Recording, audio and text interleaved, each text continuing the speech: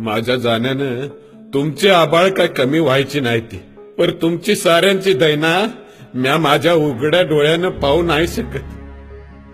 पावसाला जेव्हा बोलिवलं तेव्हा एक टिपूस देखील नाही गळाला, आणि जेव्हा बोलिवलं नाही तेव्हा मातूर उभ्या पिकाला आडवा करून गेला.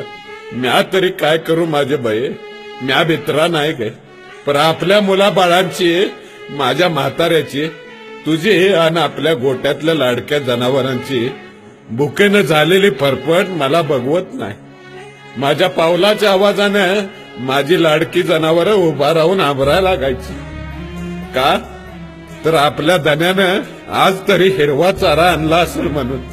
पर मला रिकामा बघताच ती मुकी जनावरं गपगुमान बसायची.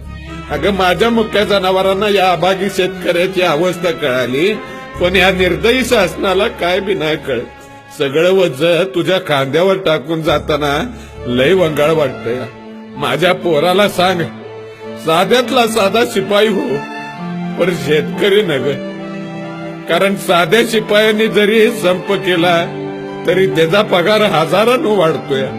ही सरकारी हलकट अधिकारी हात चलाकीनं टेबला खालनं पैक मिळवते, आणि आम्ही आमच्या कष्टाचं घामाचं पैको मागतोय, तरी आम्हाला ते नाही मिळत.